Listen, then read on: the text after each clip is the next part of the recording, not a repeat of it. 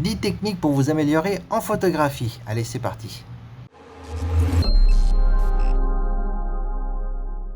Le cadrage que je vous conseille, c'est d'utiliser la règle des tiers. Imaginez 2 lignes verticales et 2 lignes horizontales. Utilisez ces 4 points de force en mettant justement votre sujet dessus, donc sur le côté gauche ou sur le côté droit. Cela vous permettra d'avoir une photo avec un petit peu plus de caractère. Voilà. Ligne directrice.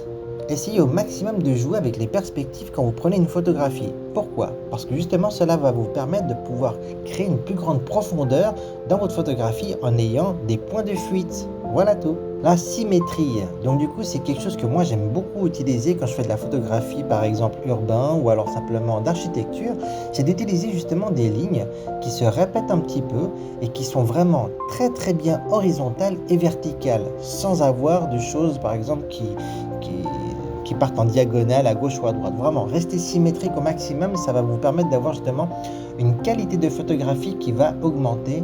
Espace négatif.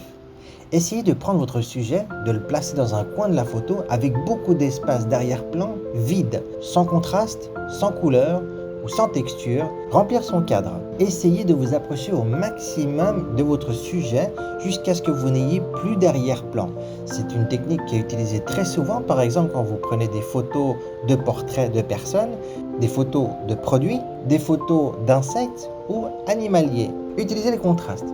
Pour le contraste, c'est pas compliqué. Il suffit simplement que vous trouviez à quelques endroits des différences de couleurs extrêmes ou de différences de lumière extrêmes qui vous permettent justement d'avoir un contraste. Les patterns. Alors les patterns, c'est pas compliqué. Il suffit que vous trouviez justement un objet qui a des répétitions en soi.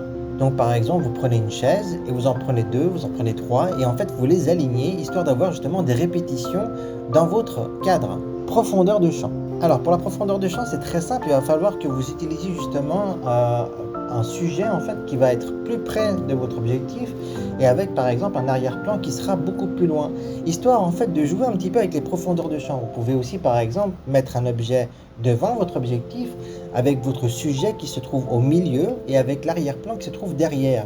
Justement, vous allez pouvoir créer une profondeur de champ. Utilisez les ombres, c'est quelque chose de très facile à faire. Il suffit de vous regarder par exemple où se trouve votre source de lumière et de voir jusqu'où va l'ombre et justement de jouer entre ombre et lumière. Il y a beaucoup de techniques différentes. Je ferai une vidéo dessus incessamment sous peu pour vous montrer justement les différentes techniques qu'il y a sur les lumières et ombres. Et la dernière technique, c'est d'utiliser justement les 9 techniques que je viens de vous montrer. J'espère qu'elles vous auront été utiles, qu'elles vous aideront justement à vous améliorer donc en photographie. Voilà, n'oubliez pas de vous abonner, de mettre un petit like, ça me fera super plaisir.